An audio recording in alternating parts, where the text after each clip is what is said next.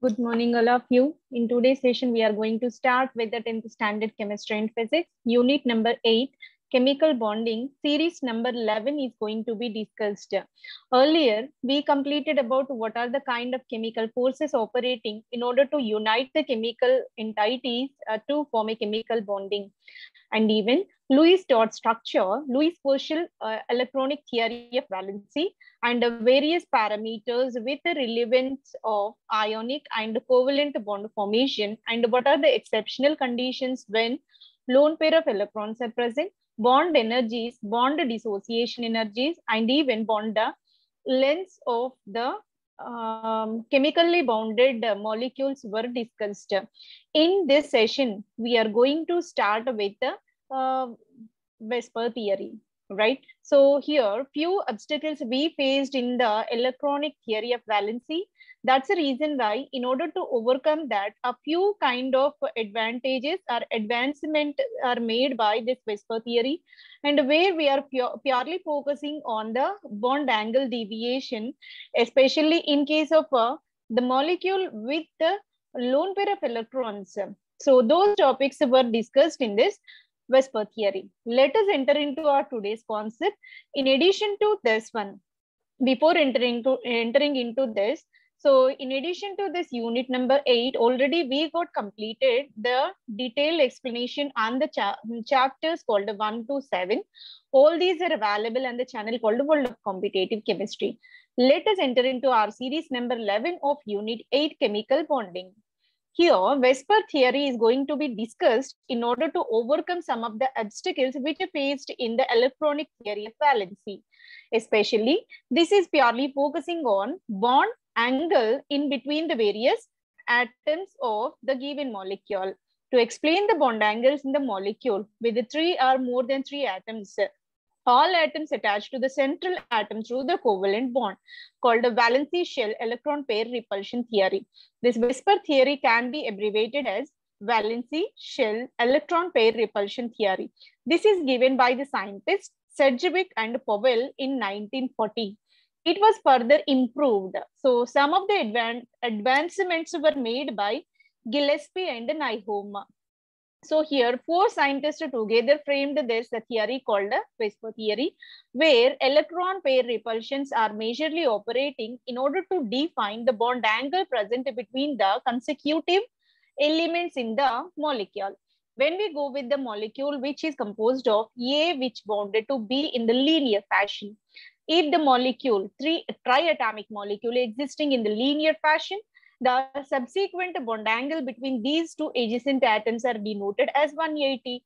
So when trigonal planar geometry is there, when central atom A surrounded with the 3 elemental atoms B with 3 bonds, 3 covalent bonds. Now the consecutive bond angle between the adjacent atoms are given as 120. Always planar geometry is imparted with 120 bond angle. This is a fixed one. And one more, when any central atom surrounded with the 4 atoms with a covalent bond formation, the consecutive bond angle between the adjacent atoms is given as 109 degrees 5 minutes. This is the general kind of representation for linear, planar, and tetrahedral molecules in general. So the molecule adopting these kind of structures will impart the corresponding angles. Now, let us enter into the postulates of this Vesper theory, which are given by the together work of Sedgwick, Powell, Gillespie, and Nyholm. Vesper consider electrons in the valency shells, which are in the covalent bond. In the lone pair, charge cloud that repel one another and stays apart from each other as possible. This is the reason why molecule get a specific shape. If you consider this ammonia molecule, so being it is a tetrahedral geometry, actually it should adopt the 109 degrees 5 minutes, but there is an exceptional condition. One of the bond is occupied by the lone pair, which imparts the lone pair repulsions with the bond pair, so here these bond pair electrons are segregated away from this lone pair, and so what expecting 109 degrees is somewhat shrinked. So that's the reason why 107 degrees bond angle you can observe in the pyramidal shape of ammonia because of lone pair bond pair repulsions. And move on to another molecule called water. Water is also a tetrahedral. The expected bond angle should be 109. But in general, the practical sense, water molecule is associated with 104 only. What could be the reason? 104 bond angle is imparted to water. That is purely because of lone pair of electrons present on that. Two lone pair of electrons are occupying in the position in such a way they are imparting bond pair to lone pair, even lone pair to lone pair. Higher forces of repulsions, that's the reason why bond pair staying away from that lone pair and still shrinking in the angle between the two consecutive bonds. So that here 104 only the bond angle due to lone pair repulsions in water molecule. This is the main criteria for deviation from the actual expected calculated bond angle. These are the standard conditions, but in the practical sense we will see the deviation that is purely because of the electronic repulsive forces. That is the theory and the guidelines which are given by this VSEPR. Now, second postulate, if we know that total number of electrons are present in the valency shell, covalent bond and lone pair of electrons of the central atom, it will help us to predict the arrangement of electron pairs around the nucleus of the central atom and from the shape of the molecule. Okay, so if we clearly know how many electrons are there around the central element and how many are participating in the bond formation and how many not becoming like a non-reactive, we can say lone pair of electrons. Based on that number of lone pair of electrons, it is very convenient to depict the consecutive bond angle between the adjacent atoms. This is the second postulate. First postulate suggests what? According to VSEPR, lone pair of electrons when present, what happens? Remaining bonds will be shrinking and they are staying far away. That is because in order to minimize the repulsive forces.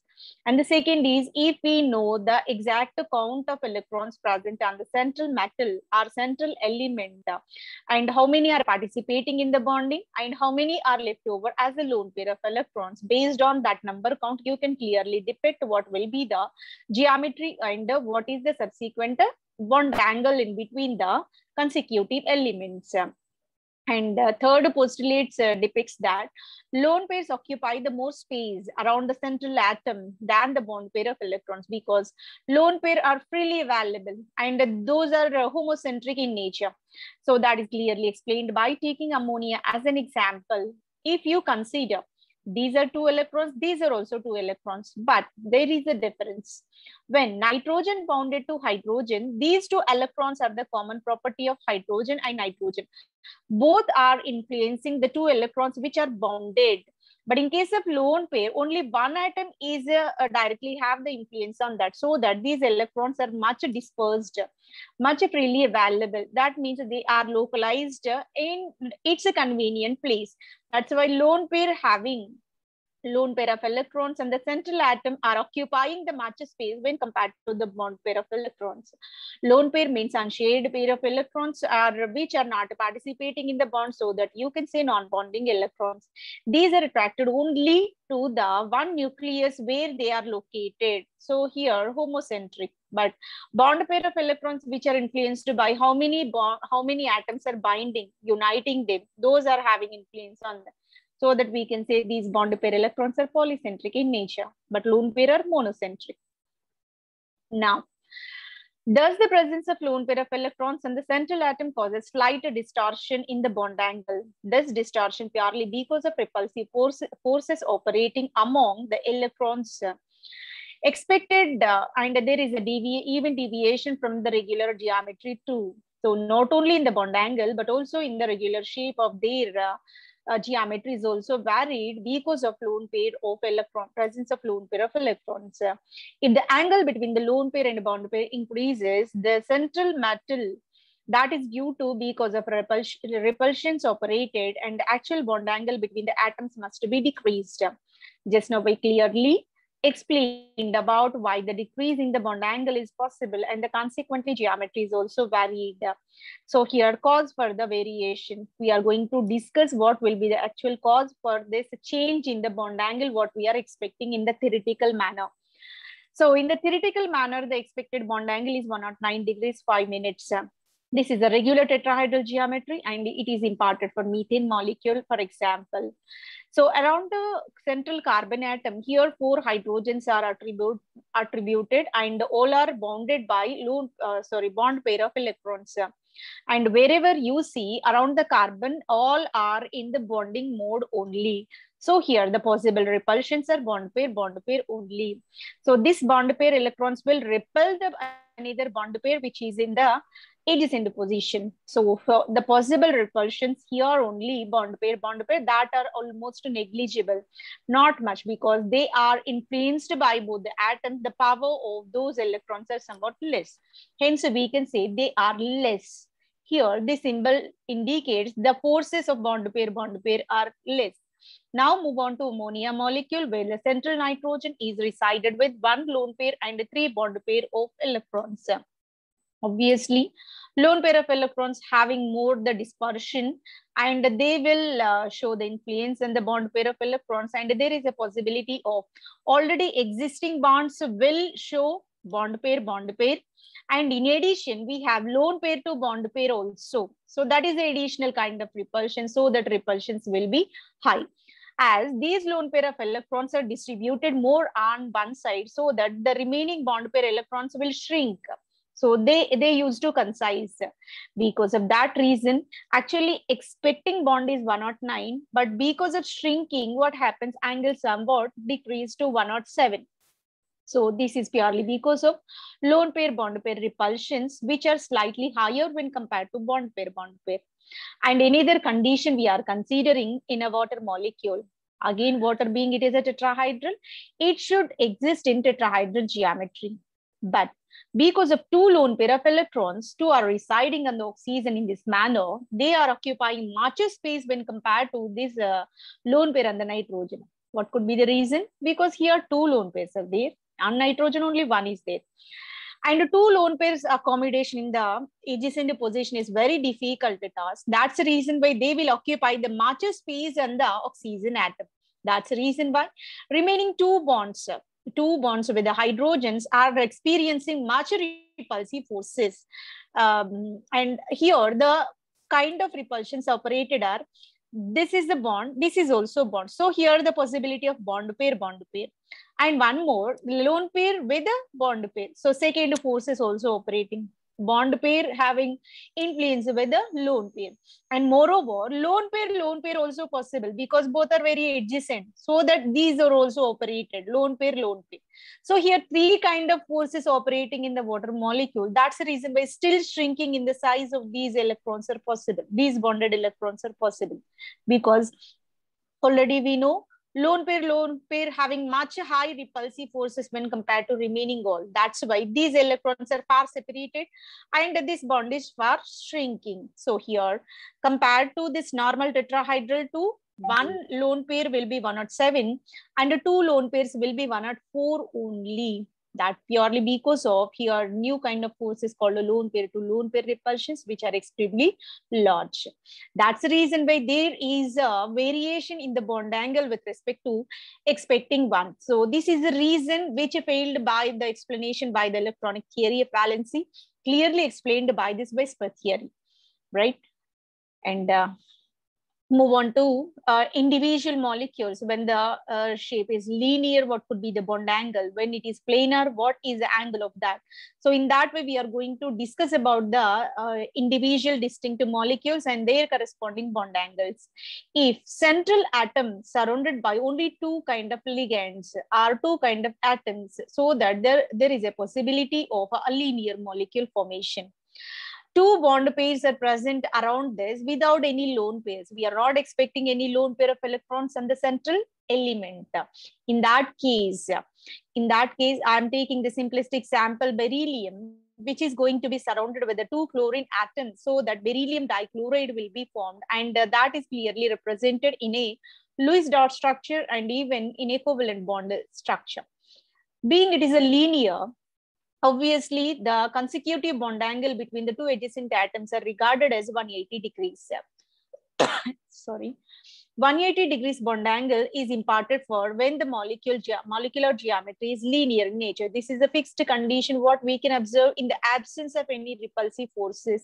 This is the general trend what we can observe with any molecule. Any molecule linear, that will give 180 only.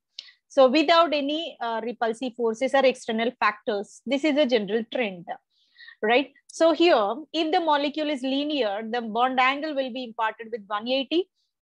And the repulsive forces are minimum because this is a bond pair and this is also bond pair. Both are separated by 180 degrees angle, far apart to each other.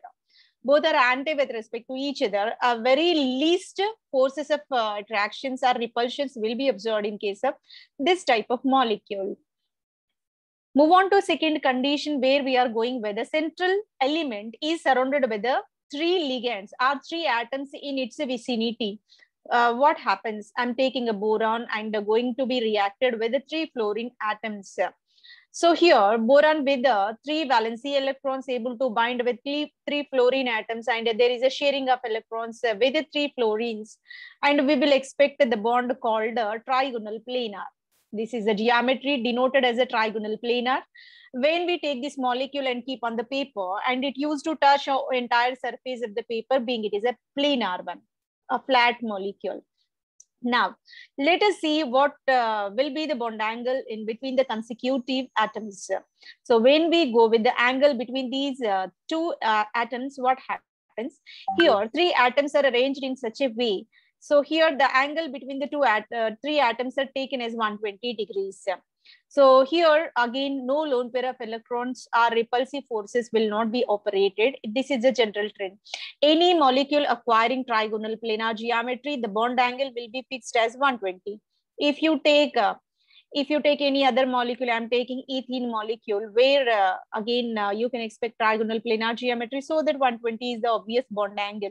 Any molecule with a trigonal planar geometry, the compulsory bond angle will be 120 without external factors. If lone pairs will be there, deviation will be there.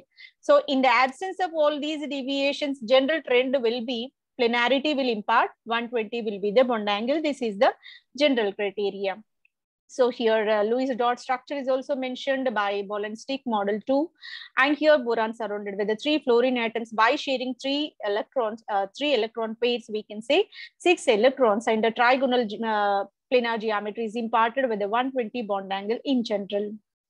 And in either condition, we are going to consider a point to be noted, most important point. So till now we discussed about beryllium fluoride and the boron trifluoride molecule. Beryllium chloride is a linear and boron trifluoride is a trigonal planar molecule. And earlier sessions we discussed that any molecule formation or any chemical reaction is the ultimate goal will be attaining the octet configuration. But even after forming these compounds, there is no fulfillment of octet configuration. If you clearly observe, beryllium is surrounded with only 4 electrons, where boron is surrounded with 6 electrons. In order to achieve beryllium difluoride, in order to achieve octet, how many electrons more needed? 4 more electrons are needed. That means you can say this is somewhat deficient. And even around the central boron, you can observe 2 plus 2 plus 2, 6 are there. More 2 electrons are required in order to fulfill the octet configuration. So that's the reason why these molecules are exceptional with respect to octet. They are violating octet rule. They are not fulfilling octet. So still there is a reactivity for these molecules. Even after forming this molecule, they will participate in some other chemical reactions too. The reason will be they are not in the octet, even after formation of their chemical compounds. Now, moving to third point of this one, VSEPR theory. If there are 4 bond pairs present around the valency shell, around the central atom, 4 bond pairs will orient along the 4 corners of the tetrahedron, 3-dimensional arrangement, and expected to be 109 degrees, 28 minutes will be the bond angle. So if the central carbon or central atom is surrounded by the 4 atoms in the regular tetrahedral geometry, the consecutive bond angle between the adjacent atoms is denoted as 109 degrees 28 minutes. If you take this methane, otherwise if you take with a neopentane, otherwise if you take with a carbon tetrachloride, any molecule with this kind of geometry should impart this 109 degrees 28. Whatever the molecule with the tetrahedral geometry, the compulsory condition will be 109 degrees. Tetrahedral bond angle will be 109 between the adjacent atoms. So this is a general trend. But when the forces of repulsions are operated, this will be deviated. In the absence of repulsions, the angle will be expected in this manner. Methane is exactly obeying that rule what we calculated, and the practical sense also having same, because there is no lone pair of electrons on this central carbon atom. So methane, being it is tetrahedral geometry, 4 hydrogens are occupying tetrahedral corners, and the consecutive bond angle will be 109 degrees 28 minutes. This is expected, and even in the reality is obeying same. And we entered into a variation. So how the variation is possible and what could be the reason for this one, which is clearly explained by this VSEPR theory, right? So here, if the molecule is possessing one of the lone pair of electrons, the simplest example is ammonia. Being it is tetrahedral, but one of the bond, instead of a covalent bond, there is a lone pair of electrons.